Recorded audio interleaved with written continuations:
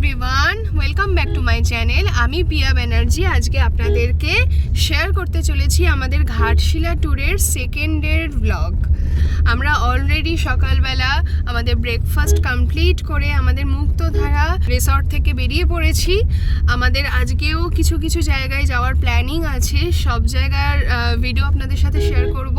সবাই খুব ভালো করে সাথে থাকুন। অলরেডি আমরা জঙ্গলের এই রাস্তা দিয়ে আবার বেরিয়ে পড়েছি, যেটা একটা অন্যরকম প্রাকৃতিক সৌন্দর্য আমাদেরকে প্রদান করছে। এবং আমার মনে হয় এই জায়গাটা মানে এই রিসর্টটা যে জায়গায় আছে সেটা অ্যাকচুয়ালি লোকালিটি থেকে একটু ভেতরে, একটু দূরে, ঠিক আছে? তো সেখানটায় এত মানে গ্রিনারিজ আপনারা দেখতে পাবেন, অলরেডি দেখছেন। এই দুপাশে পুরো ঘন জঙ্গল আর মাঝখান দিয়ে রাস্তা। তো এটা একটা আলাদা রকমের ফিলিং দেয়, যেটা আমরা সবাই এখন উপভোগ করছি। তো সাথে থাকুন, আজকের ট্যুরটা সবটাই আমি শেয়ার করব এই ভিডিওতে। Thank you so much.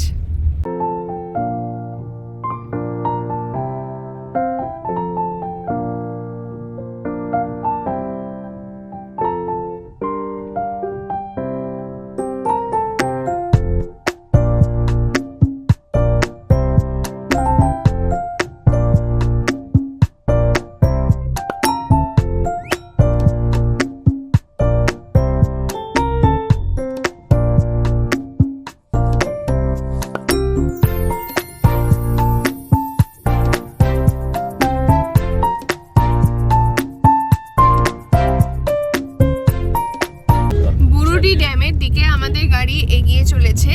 আরেকটা কথা আপনাদেরকে বলে রাখতে চাই, আমরাও এখানে গুগল লোকেশন ধরেই আসছি, বাট অলওয়েজ গুগলের উপর ডিপেন্ড না হওয়াটাই আই থিঙ্ক ভালো হবে, কারণ অনেক সময় মিসগাইড হয়ে যাওয়ার একটা পসিবিলিটি থাকছে। তো সেই জন্য আমরা লোকাল লোকজনদেরও অনেক সময় লোকেশনের কথা জিজ্ঞেস করে হেল্প নিচ্ছি, যেটা আমাদেরকে মেনলি কাজে দিচ্ছে। তো সেটাও আপনাদেরকে কিন্তু মাথায় রাখতে হবে।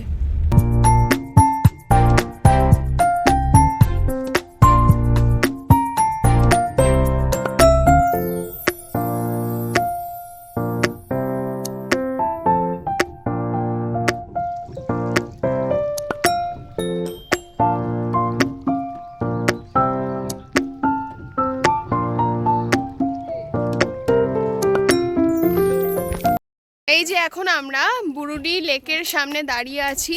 এখান দিয়ে হয়তো নিচেও নামা যায়, এই জায়গাটা দিয়ে অনেকে নামছে দেখলাম, বাট আমাদের এখনও পর্যন্ত সাহসে কুলায়নি সেটা, যার জন্য আমরা ওপর থেকেই পুরো ভিউটাকে এনজয় করছি। আপনারা দেখতে পাচ্ছেন খুব সুন্দর, এখানে ছোট ছোট মালভূমি রেঞ্জ পুরো দেখা যাচ্ছে, আর এইদিকে অনেকটা জঙ্গলের রাস্তা।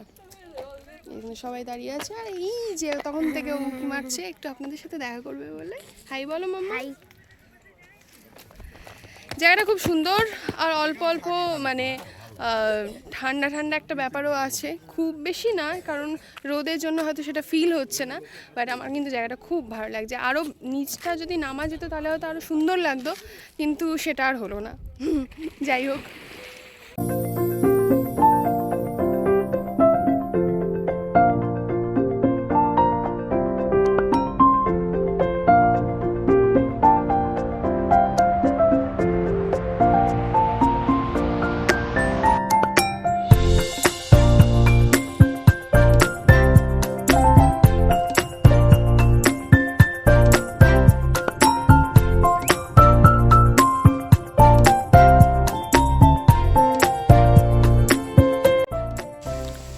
Good evening everyone. আমরা আজকে দুপুরে রিসর্টে পৌঁছে গেছিলাম 2:30-এর মধ্যেই। এই দেখো আবার চলে এসছে। তারপর আমরা খুব টায়ার্ড হয়ে গেছিলাম, যার জন্য আর বেশি কিছু কথা বলা হয়নি আপনাদের সাথে। যাই হোক, তো এখন আমরা একদম ফ্রেশ মাইন্ডে ইভিনিং স্ন্যাক্স কমপ্লিট করে আবার বেরিয়ে পড়েছি আমাদের রিসর্ট, মানে এইখানেই তো আমরা থাকছি। আমাদের রুম থেকে বেরিয়ে পড়েছি রিসর্টের ইভিনিং সাইডটা আপনাদেরকে দেখাবো বলে। তো আর ওয়ান মোর থিং, ইভিনিংয়ে আমরা খেয়েছি একটু আগেই আবার ডিলিশিয়াস মানে অসাধারণ খাবার। সেটা আজকে ছিল হচ্ছে দাদা ওই পনিরের ওটা কী নিয়েছিলাম? হ্যাঁ, চিলি পনির নিয়েছিলাম, আর হচ্ছে নিয়েছিলাম আমরা চিকেন পাকোড়া, যেটা আমরা কালকে অলরেডি খেয়েছি। তো চিকেন পাকোড়াটা তো অ্যাজ ইউজুয়াল দারুণ ছিল, গতকালকের মতোই। আর চিলি পনিরটাও কিন্তু মানে অসাধারণ, মানে আমি এক কথায় যদি বলতে চাই অসাধারণ খেতে ছিল, দারুণ ছিল। আর আরেকটা কথা সেটা আপনাদের বলা হয়নি, সেটা হচ্ছে আমরা লাঞ্চ করেছিলাম আজকে ওইখানে, অর্থাৎ আমাদের বুরুডি লেক যেখানে আমরা ছিলাম ওইখানেই লাঞ্চ করেছিলাম। ওই জায়গাটা কভার করা হয়নি, বাট ওখানকার খাবারও খুব ভালো ছিল। তো ওখানে যদি কেউ যান আমার মনে হয় লাঞ্চটা ওখানেই করা ভালো। মানে ওই বুরুডি লেকের পাশেই প্রচুর রেস্টুরেন্ট আছে, ম্যাক্সিমাম সবাই ওখানে গেলে ওখানেই লাঞ্চ করে ফেরে। তো আমরাও সেটাই করেছিলাম। আর ওটা প্রসিডিওরটা হচ্ছে ওখানে আগে গিয়ে অর্ডার করে দিতে হয় যে আপনারা কী কী খাবেন, তাহলে আপনারা জাস্ট ওই সাইড সিনগুলো কভার করে আসলে আফটার 1 or 2 আওয়ার্স পর আপনারা ওই রেস্টুরেন্টে গেলে ওরা আপনাদেরকে সার্ভ করে দিতে পারবে। তো যাই হোক, এইবার এই যে মাম্মাম, দাদা আর সামনে আরও সবাই আছে। তো আমরা এখন যেটা দেখাতে চলেছি আমি, সেটা হচ্ছে এই মানে হোটেলের ভিউটা কিন্তু এইরকম। আমরা এই রাস্তা দিয়ে আসলাম, দুপাশে কিন্তু যথেষ্ট গাছপালা, জঙ্গল বলবো না, এটা জায়গাটা যথেষ্ট সুন্দরভাবে সাজানো। কিন্তু রাতের ভিউটা আমি জাস্ট একটু শেয়ার করতে চাইছি। এইখানে ওই জায়গাটা একটা পার্ক মতো আছে ওইখানটা, যেখানটা আমরা খুব একটা যাওয়া হয়নি।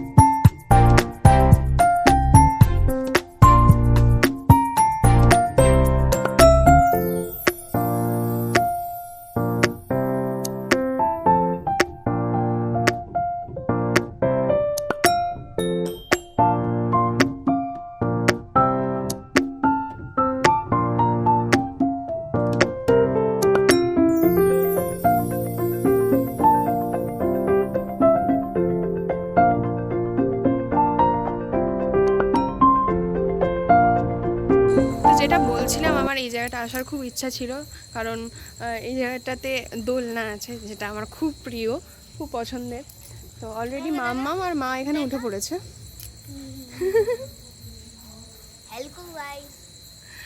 আর এখানে একটা মন্দিরও আমরা দেখতে পাচ্ছি, যেটার কথা আমি খুব একটা জানতাম না। তো ইচ্ছা আছে এটা কালকে সকালে একবার ভিজিট করার, কারণ আজকে অলরেডি এটা বন্ধ, লক করা আছে, তো আমরা দেখতে পাচ্ছি না। কিন্তু আদারওয়াইজ পুরো জায়গাটা খুব সুন্দর সাজানো গোছানো টাইপের। আর এই যে এখানে দেখতে পাচ্ছেন, এখানে না কিছু কটেজ আছে, মানে এই কটেজগুলোতেও থাকা যায়। এখানেও আছে কিছু রুম, কটেজ। তো আমরা অ্যাকচুয়ালি হঠাৎ করেই ডিসিশন নিয়েছিলাম যে এখানে বেড়াতে আসব, সেই কারণেই আমরা কটেজগুলো আর পাইনি। ততদিনে সমস্ত কটেজ বুক হয়ে গেছিলো, তো কটেজের জায়গাগুলো অ্যাভেলেবেল ছিল না বলে আমাদেরকে এই রিসর্টের ওই দিকের রুমগুলোকে বুক করতে হয়েছিল। আর এটা হচ্ছে রিসেপশন,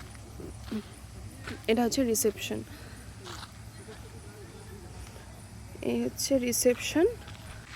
আর যদি প্রকৃতির সাথে কানেক্ট করতে হয় তাহলে অবশ্যই এরকম জায়গায় আসাটা খুব দরকার।